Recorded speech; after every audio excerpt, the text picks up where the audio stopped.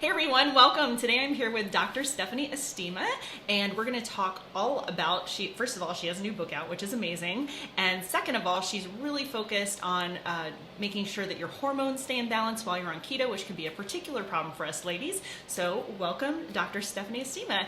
Can you just tell us maybe some of your background, how you found the low-carb diet and how you got into it and your interest in this subject?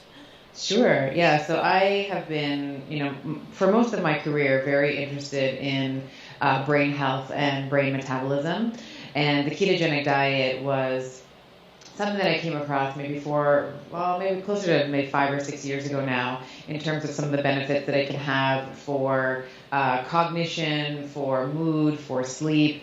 And I started implementing it in my practice when I had a brick and mortar practice, and had profound results in my patients. So it's something that I've always been very, very cognizant towards, is this idea of how can we change some of the things in our life, whether that's nutrition or movement or supplementation or stress reduction, as a way to up-level our brain health in some way. On the ketogenic diet, I'm sure we'll talk about it today, and I'm sure you've talked about this on the podcast before, is one of those proxies that is very, very efficient for reducing inflammation in the brain, for helping with clarity of thought, for helping with sleep, and all of the things that are important when we're thinking about long-term brain aging and brain health. I'm so glad that you brought up this subject, because it's also part of my background. I have a little bit of graduate training in clinical neuropsychology was my focus. And so part of the reason I also came to this space, into this way of eating, is because of brain function. Once I read the research and became aware of this, it was kind of like, once you see it, you can't unsee it, right? And like you were saying, you put your patients on that. It's probably they came to you maybe for weight loss. A lot of people come to this for that reason, but people don't realize these other amazing benefits. Like, could you maybe talk a little bit about, in your clinical practice, some of the effects that you saw in your patients once they started living this kind of lifestyle? Oh, yeah. So I would say you're very right that most people would come for weight loss, but they would stay for all the other benefits, right? Like, no one ever comes and is like, you know what, I would love to improve my mood. Like, everyone wants that, right? But they don't necessarily think that the ketogenic diet is going to be the way that that's going to happen. So weight loss is one of the more profound, particularly early results that we see when you are starting to restrict your carbohydrates. As you start using up your glycogen stores, and as you start to use that, you're also getting rid of some of the water that you have. So for every molecule of glycogen that you store, or carbohydrate, you're also pairing it with 3 to 4 molecules of water. So we often see a rapid weight loss in the first couple of weeks doing keto. So that also makes people feel great, because now they feel less bloated and they're more motivated to sort of stay the course. Some of the things I've already mentioned, so clarity, sleep. A lot of people say, I sleep a lot better now. I feel like I have a sustained amount of energy, so that they don't have those highs and lows during the day where they eat and then they have this carb crash, and they have this carb coma, right? Where then they 45 minutes later are going back for, a bagel or a muffin or whatever it is. And particularly I would see this in my female patients as well. So that 2 p.m. to 4 p.m., time window is typically when we start seeing like an aggregation of more calories. Like, we have our lunch, let's say 12 or 1 o'clock, but if the macronutrients are not structured to give you sustainable, long-burning energy, a couple of hours later, you're already hungry. So we would see people starting to get their little snacks and their little picky type of foods eating around that time. So women who are going on keto, or at least the ketogenic program that I was structuring for them, would say, I can have my lunch, and then I don't really want to eat again until I get home, for dinner time. So that was also a really huge benefit as well.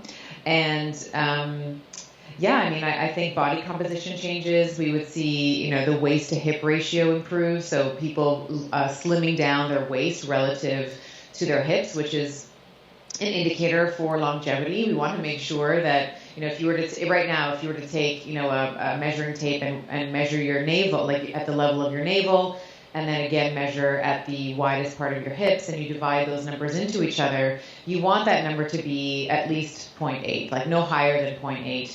And lower if possible. So we would start to see improvements there. And of course, what that's indicating as well, that the visceral fat, if your waist is smaller than your hips, you are starting to create that more hourglass-like figure, which, aesthetic, we don't even have to talk about the aesthetics. Like, this is the ideal shape for a woman when we're thinking about longevity, because if she's accumulating a lot of weight through her waist relative to her hips, we know that that's likely an accumulation of visceral fat, and it's going to be harder for her organs to actually do the things that they're supposed to do.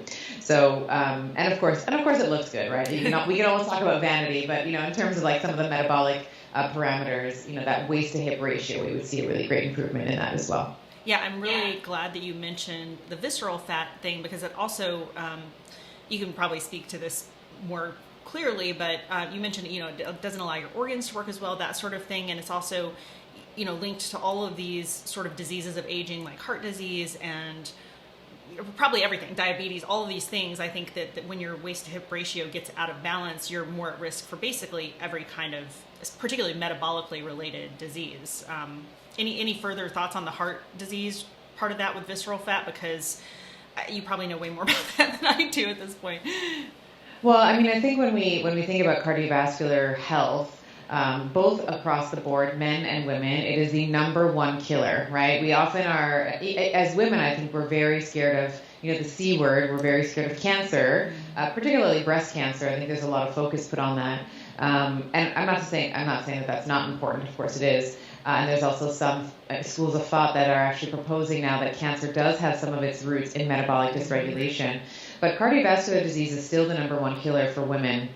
And my focus is really on female physiology. I don't know if I mentioned that in the beginning, but I have a really a big interest in some of these proxies, like the ketogenic diet, like fasting, supplementation, working out, as it applies to women. So for men and women, I know this is true for men and women.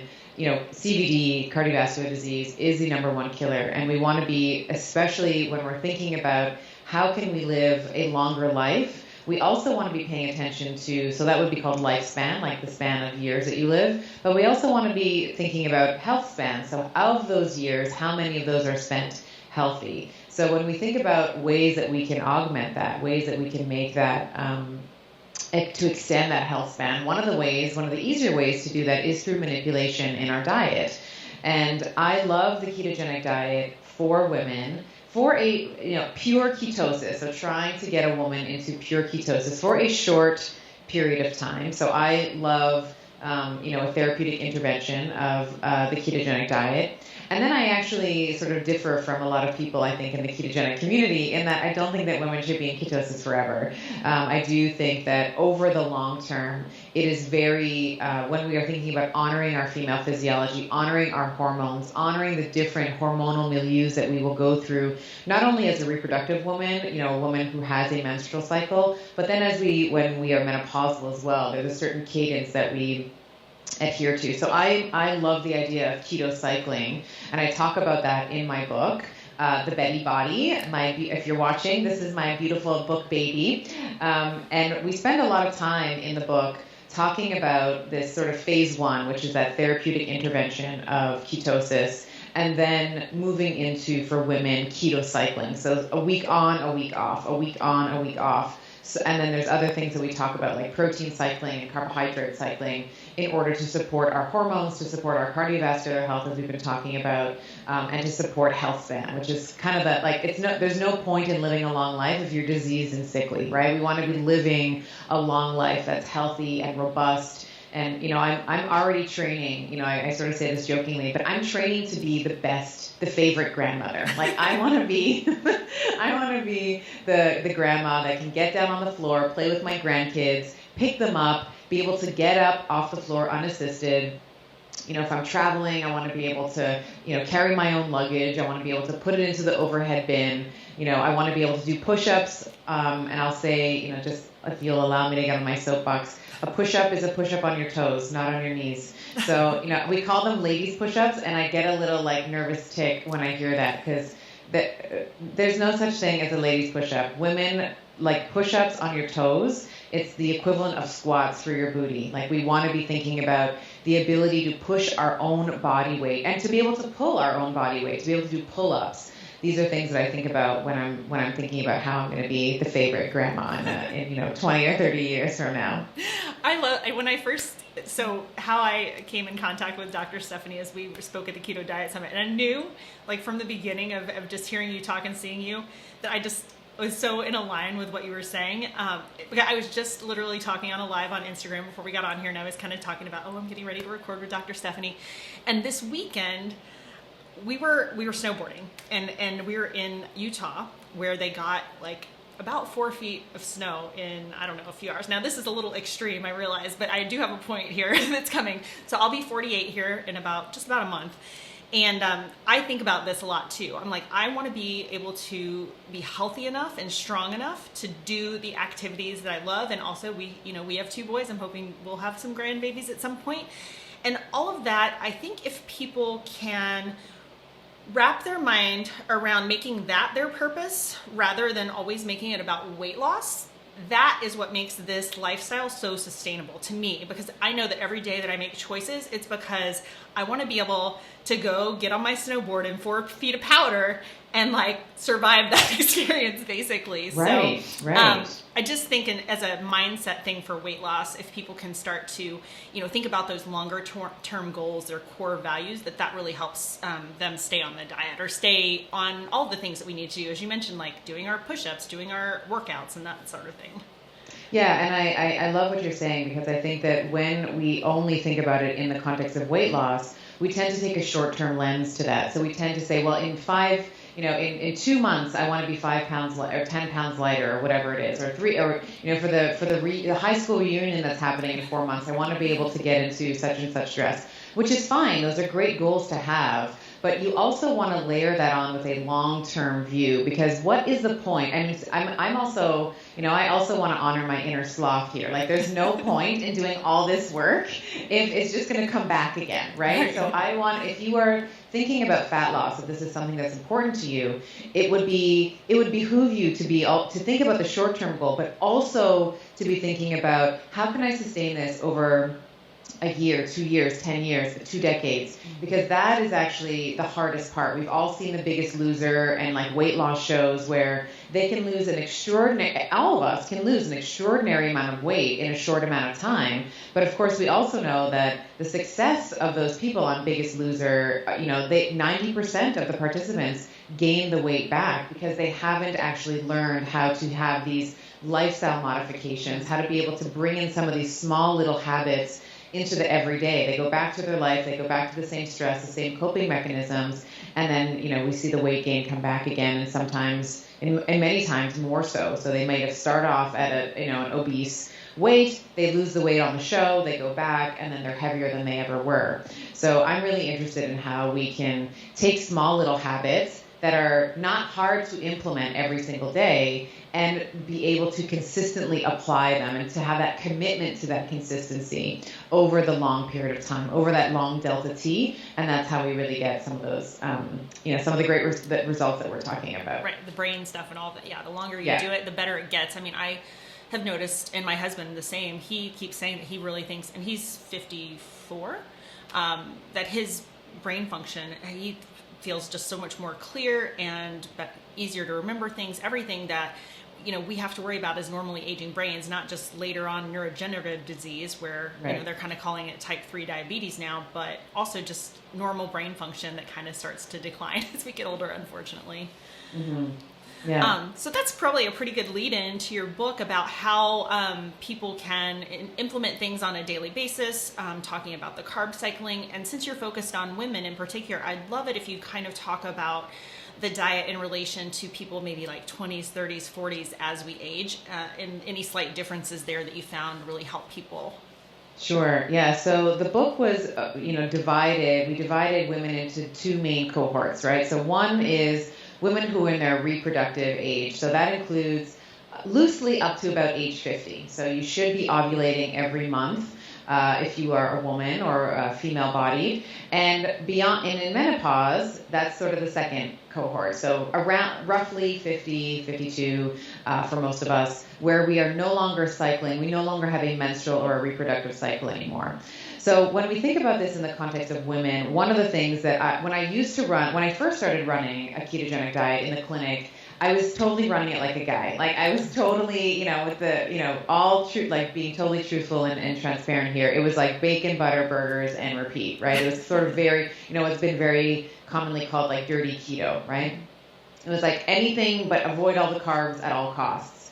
And very quickly, I recognized that there was a difference in the results that we were getting between our men and our women. So, and this is especially true in the husband-wife duos, so we'd have like a husband and wife that would sign up, and they would come in after a week, and the guy would say, wow, doc, like, this is the best program. Like, I've lost like 25 pounds. Like, I feel great, and then the woman would sort of be like sulkily, behind him, being like, I don't know what the hell, but I've lost 2 pounds, and I feel like, I feel like terrible.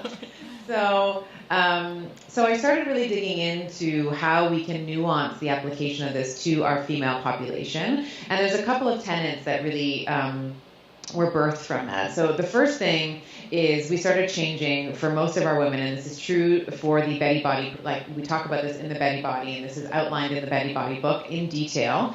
But we want to be making sure that we have lots of green leafy vegetables in. So a vegetable, just in case anybody's not aware, is a carbohydrate. Right? And I think people forget that. Like they know, meat is protein, they know olive oil is fat. Vegetables are carbohydrates. And vegetables, in my opinion, are important for women because of the phytonutrients that we get, especially when we talk about green leafy vegetables, in particular the brassica family. So the cauliflowers, the broccolis, the bok choys, the Swiss chard, the arugula, all of these things. These also have a component in them called sulforaphanes. And without sort of getting too nerdy, so I lose all of your audience, like the sulforaphanes are... I'll like it, but we don't know about everybody else. Yeah, so sulforaphanes, essentially, they amplify liver detoxification. So they are going to help they're going to help improve your liver's ability to take toxins, to take hormones, to change them into intermediates, and then to excrete them. Now, why this is important for women is if you are a woman who is 35 or older, 35, let's say to 50 years of age, what you may find in that time period is as your progesterone starts to lower, because at about mid to late 30s we start to see progesterone lowering, and if you do not have sufficient clearance of your estrogen through liver detoxification and your gut, because this is how we actually get rid of estrogen, there leaves this inherent weakness for estrogen to hang around too long, let's say in the bowel, and it can be reabsorbed and reactivated. So now you have extra estrogen that you do not need. And the golden rule for estrogen is use it and then lose it, right? You want to use it for its trophic and anabolic properties, and then you want to get rid of it, because if you are always under this anabolic, always under this growth, the influence of this growth hormone, then we have things that grow that shouldn't, like cysts in our breasts, right? So it's important for us to consider green leafy vegetables as women as a way to amp up our liver's ability to detoxify. So that's sort of one thing, is like this idea of consuming vegetables that have insoluble fiber in them. That's also going to help with your bowel movements. So the other thing, I should mention is when you're eating foods that have a lot of insoluble fiber content, your body cannot actually break down the fiber. The carbon chain is too long, the starchy chain is too long, so it actually passes through undigested. And what happens is the fiber will attract water to it, so you're now creating as the bowel itself, as the excrement is sort of being accumulated in the gut, it's making it softer, so you can actually pass that bowel movement. And you're also through the roughage is also kind of cleaning things up. And you're having regular bowel movements, right? Which is, again, one of the ways that we excrete our estrogen is through having regular BMs, regular bowel movements. And a regular bowel movement for most people should be a minimum of once a day. Minimum, right? So you can have, and there's an upper limit, like you shouldn't be going every time you go to the bathroom, right? But 1 to 3 times a day is a sufficient amount of clearance through the gut. So that's one hallmark. The other hallmark that's really important for women is this idea of resistant starches. And a lot of people, I've written articles on this on Medium. I talk about it like a super nerd in the book. But resistant starches are also super important because they are going to help deepen your state of ketosis. So again, resistant starch, it resists digestion, very similar to the insoluble fiber, and it is going to serve as a food source for so the microbiome in the large intestine is going to serve as a food source for them, which is going to quell your cravings. This is another thing that I don't know if you've come across this or not, Cheryl, but I find that women, like 3 or 4 weeks into like doing keto for the first time, they're like, I don't know what the hell's going on, but all I want is a pizza. All I want is a burger. I want bread. I want rice. I want pasta. So giving yourself these resistant starches is going to help quell those cravings, because those cravings are actually a distress signal from your microbiome. So we quell the cravings, we help with sleep, right? So the microbiome is going to chow down on the resistant starch, release something called butyrate, which is a short-chain fatty acid. So now it's deepening your state of ketosis, which is like, yay, we want that. It's also going to help with your sleep. It's also going to help repair the lining of the gut if you are someone who has digestive issues. And it's going to get rid of your cravings. So it's sort of like this triple threat. It's like this win-win-win situation. Like you always win when you have these two elements in a ketogenic diet for women. There are other things, but those are sort of the two main goalposts that I like to set for females on a ketogenic diet for it to be sustainable. Like you can do dirty keto for a month, right? And you'll lose a ton of weight, but it's not really, in your best interest to consume bacon with a side of bacon on top of bacon with some bacon, right? Like we want to be thinking about the phytonutrients and some of the broad variety of food that is available to us. Right. And so just for people that may not be familiar with the term resistant starch yet until today, can you give some examples of, whole food sources because I know you can get it, obviously you can actually get some of these resistant, because this is such a popular topic now, you can get it in a can, but can you give some people examples of real food sources where they would get resistant starch? Sure. Yeah. So if you were to go to the grocer and buy green bananas, if you were to, just as an example, if you were to take some green bananas and just let them sit on your counter, a couple days later, they're a little less green, they're a bit more yellow, and then a couple days later still, they're yellow. And if you leave them too long, they turn brown, and that's when you have to make banana bread, right? So the reason why we don't eat them when they're green is because they're not really sweet, right? They're hard, and they don't have a lot of sweetness to them. That's a resistant starch. So green bananas, their cousin plantains, so you can have green plantains as well. I actually like both of those in a powder form. So I will, and you can get this at any grocer at this point, as you said, like they're in tins now. So like green banana flour, green plantain flour. Another whole food example is a raw potato. So again, if you were to look at a raw potato, not super appetizing to bite it, right? It's not really, it doesn't have the softness to it, and that's because the primary makeup of the starches in the potato is a resistant starch. And of course, as you cook it, you break down, like the heat is going to help cleave some of those starch bonds, and then it becomes more consumable. So, when you eat hot potatoes, that is a digestible starch. When you, cold potatoes, even ones that have been cooked and then cooled in the fridge, we actually know that there's this crystallization effect that happens if you take a cooked potato. Same thing with rice. If you cook rice and then you cool it in the fridge overnight and then have it cold, there's that the resistant starch has crystallized, and so it also acts as a resistant starch for you as well. So those would be whole food examples of it. I always like to take it, so you can get raw potato starch, like that's, if you're a baker, you know that you can easily find that. It's like you can help thicken, stews with it, and then the green banana and the green plantain flour, as I mentioned as well. Awesome, thanks for that. So since you kind of talked about, women through their various stages, always being focused on gut health, that sort of applies to everybody. As a person myself that's getting older, and I know that a lot of my audience is kind of the same age group, that hitting that perimenopausal to menopausal stage, and you said that was kind of your two cohorts. Could you maybe talk about how you found keto to work differently or not in, us older ladies, and any tips or practical things that we should be aware of as we get older, definitely having, resistant starch and the liver support of the veggies, but anything else beyond that? Yeah, I think one of the things we want to be considering for women who are close to menopause, in that sort of late 40s, early 50s age range, and even if you're menopausal, one of the things that we know that happens physiologically is that you become more insulin resistant as you age. And that's not because you've done something wrong. That's just sort of what happens over time. The same is true for our muscles. They become there's more of this anabolic resistance that develops in the muscle. And what that means is that your muscles are more resistant to growing.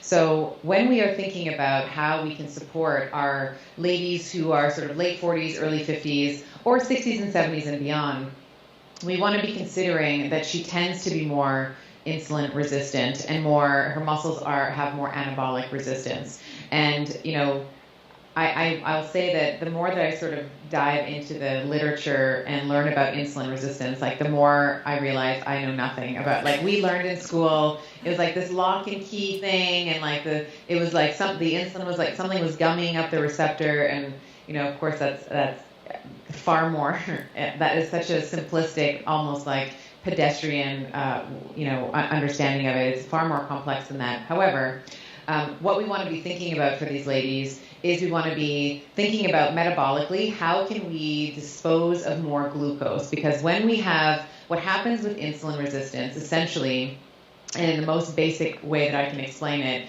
is that we have glucose in the bloodstream. So whether that was sourced from, like you had, carbohydrate bolus or protein bolus or whatever, you have insulin that's elevated, and your insulin is not able to get the glucose into the cell, because that's her role. Insulin's role this is the fed state hormone. Her role is to take the glucose, take the substrate, take the fatty acids, the amino acids, and put it into your cells so that your cells can create energy. Now, if your insulin at the same sort of titrate, at the same sort of level of secretion is not getting that glucose in, what your pancreas does is she releases more insulin, right? Because we're going to try and like continue to increase the insulin levels until we can get that blood glucose at a normal level, because we know that blood glucose hanging around there without doing nothing, it can be fatal. So what we want to think about for our ladies that are a little older is how can we efficiently get rid of that glucose? And one of the answers lies in our muscles. So when we think about our liver, when we think about the biggest sort of gobblers, if you will, of glucose is your brain, liver, and your muscles. But by weight, by sheer volume, your muscles are the biggest sort of gobblers of glucose, if you will, because there's just more of them. So if you can continue to either maintain your muscle mass or to ideally improve it as you age, you are going to be a much more efficient glucose disposal agent, because there's just more muscle, right? There's more muscle around, and you're going to require more energy to maintain it. So one of the things I talk about in the book, there's several chapters that are dedicated to this idea, is the idea of resistance training and when and how to resistance train in accordance with your menstrual cycle, and if you're menopausal, how this changes. So we want to be thinking about lifting heavy weights, and I pinky promise you do not bulk, you do not turn into the Hulk. I was a figure competitor for a few years, and I wanted to bulk. Like that was the goal. Like I was trying to bulk, and it was very, very difficult. And I was a natural athlete, so not taking any exogenous testosterone or any of those sort of anabolic steroids. And it's hard to do. Like as a woman, it's hard to do. So even if you want it, like I did, you got to work. You got to work with an E. You got to work for it. You know what I mean? Yeah. So my counsel to women is to lift weights until your muscle is fatigued. And there's a lot of different ways that we can bring the muscle to fatigue. It can be with heavy weights, low reps. It can be with lighter weights, higher reps. There's a lot, and I sort of outline all of that in the book. But that is one of the best strategies that I think perimenopausal and menopausal women can take in their, in terms of the things that they do every day, is lifting heavy stuff. Because we want to, as we age, the other thing that confers is bone density, right? So as our muscles are supple and big and strong, so goes our bones. Our bones and our muscles are sisters. So what happens to one happens to the other. So if you have a lot of lean muscle, strong muscle that's flexible and pliable, you will also have dense bones that are flexible and pliable. Versus if you are someone who is under-muscled and you are starting to move into like what I would, not just what I call, what others call sarcopenic obesity, where you have this fatty infiltration of the muscle, now you are also going to have bones that are brittle and weak. And if you look at them, if you image them on X-ray, you'll see sort of this pock mark. It almost looks like teenage acne, on the bone, where we're seeing these like gaping holes through the bone, which makes it very brittle and very susceptible to fracture. And as a woman, we know that, this is true for men and women, truly. But if you were to, slip and fall, I can't tell you how many patients I've had over the, 10 years that I was in practice, ladies that slip and fell, and the cognitive dementia that follows that. So it's often like if you fracture your hip, the rate of cognitive decline is also very, they're related to each other. Very interesting. I've never heard that one before. I'll have to delve into that a little bit more. But while I've got you on that particular subject, one of the things I've been delving into lately, again, as a person that's moving into that part of my life, and I'm not as good as resistance training as I should be, but I know that it's necessary. But one of the things that I've been delving into recently is it appears that number one, a lot of women have always been diet focused, right? And a lot of the things they give up tend to be protein, because they'll start eating a bunch of salads and stuff as they, to try to lose weight or in an attempt to maintain. So one of the things that I have been looking at to actually build muscle mass is to really make sure that you get not only the proper amount of protein, but maybe even a slightly higher level of protein as we get older to maintain, and also that you can just build muscle mass by your diet, possibly with protein. Any further thoughts on that, or things that you've seen about that sort of idea? Yeah, so I think that there's two places you can build muscle. One is in the gym and the other is in the kitchen. So you can be building muscle by prioritizing protein, and that's actually part of the keto cycling plan. So we sort of have 1 week off where we're doing like keto, and then the other week is like protein and carb cycling. Mm-hmm. And what that does, of course, is you are going to be driving something called muscle protein synthesis, which is just kind of what it sounds like. It's making new muscle protein, and you do that by a certain amino acid that starts this. It's called leucine. So leucine is very abundant in. You'll find it across protein sources. There tends to be a better bang for your buck in whey and animal-derived proteins. You can get it with plant proteins. You just, you got to eat more. So there's also a caloric consideration there. So you can, if you're vegetarian or vegan, I get this question a lot. Can I do keto if I'm vegetarian? The answer is yes, but you do have to be mindful for your calories. And you also have to be a bit of a chemist as well, because I think, you have to really be making sure that you are combining your proteins in such a way that you are getting all of your essential amino acids. Whereas, as I am a meat eater, I can kind of just eat a piece of steak and know that, it's kind of lazy. I know I'm getting my full spectrum here, and I'm good with that. But a vegetarian or a vegan really does have to make sure that she's getting the full spectrum of amino acids. So that's something else to consider as well. But you need typically 2 to 2.5 grams of leucine to start the process. So for a whey protein or, an animal-derived protein, that might be like if it's a chicken breast or something, it might be like 20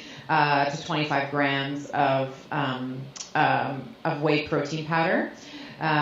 For plant protein, I've done a little bit of research on this, because I've had women come to me and say, I'm a vegetarian, I want to do it this way, I don't want to have animal products.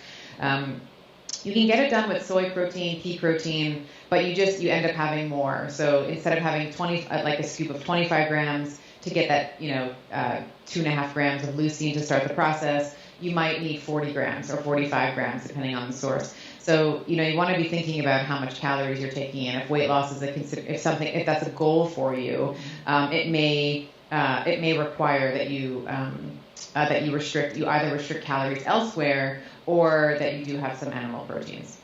Right, and I would say, just for myself, trying to focus on that optimal amount of protein to do, to start that process muscle protein synthesis, is that it can be difficult to eat that much protein in a day and still have it be really palatable, because, you kind of lose your appetite for it a little bit when you're eating a lot of protein. Totally. And so then it's kind of more difficult in the other direction. Like, are you consuming enough calories for the day? Which, if you're trying to lose weight, that might not be as worrisome, which is probably why a lot of people are attracted to carnivore now, just because it kind of limits intake almost very naturally, much as does keto, just because you're very satiated. Absolutely.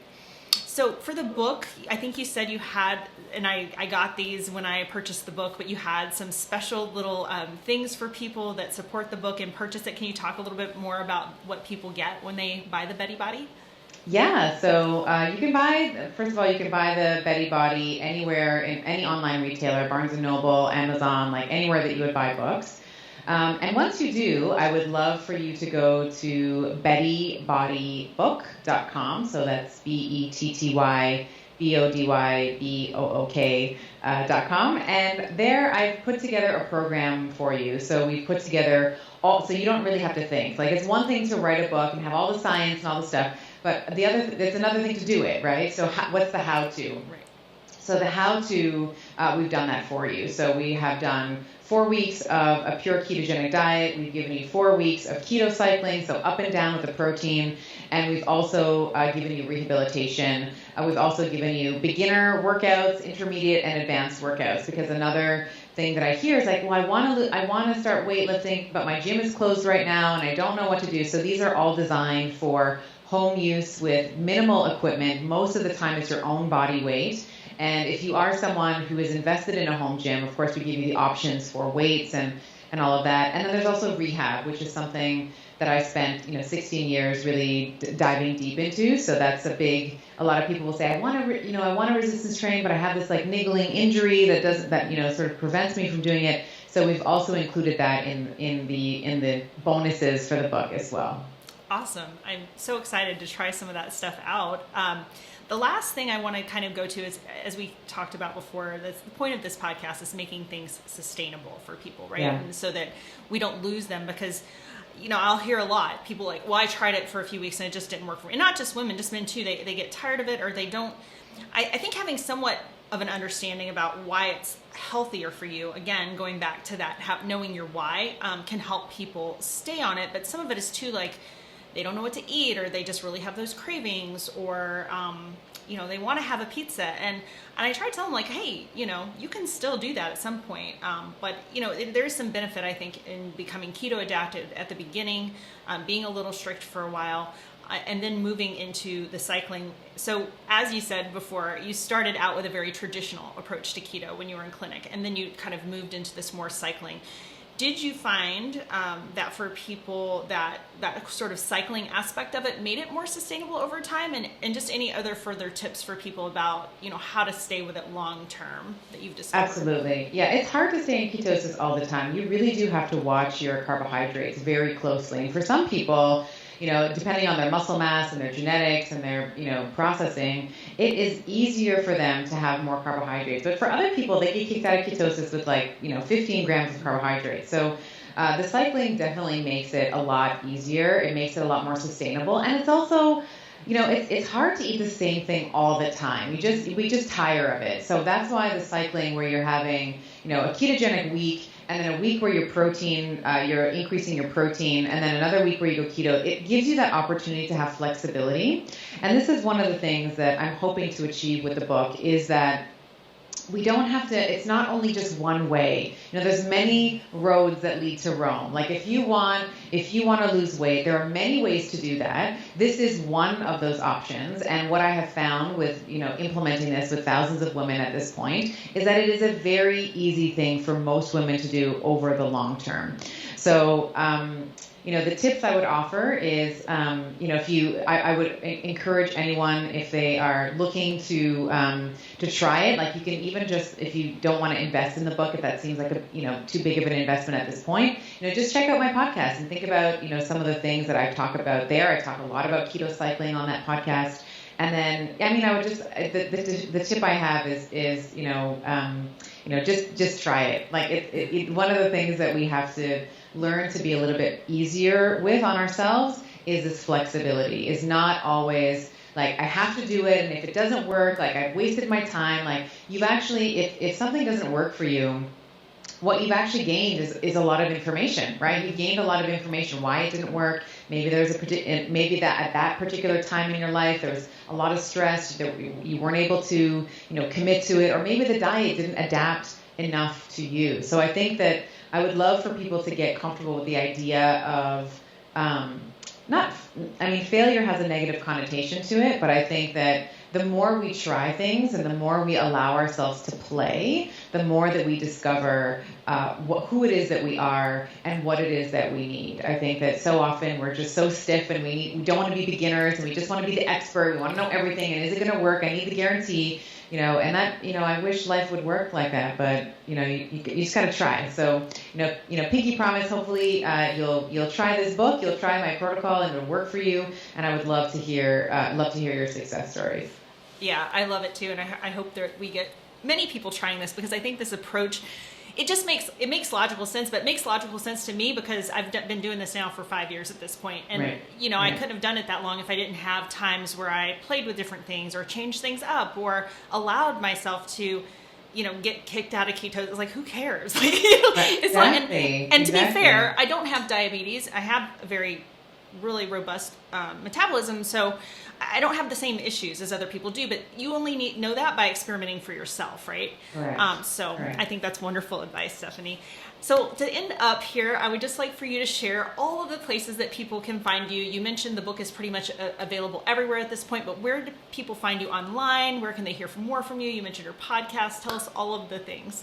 Sure, yeah. So my podcast is called Better with Dr. Stephanie. So every week we have interviews with thought leaders. I have a sort of a mini show on there called Geeky Magic, where I'm just like talking about something that's really, important, whether it's metabolism, body composition, fat loss, whatever it is. So Better with Dr. Stephanie is a pod. You can find, I'm pretty active on Instagram, so you can find me at Dr. Stephanie Estima. That's DrStephanie Estima. And then the book, BettyBodyBook.com, would be where you can find all of my programming and more information about the book. Fantastic. Well, thank you again so much for your time and sharing all of your knowledge with us today, and I appreciate it so much. Thank you so much. It's been a pleasure.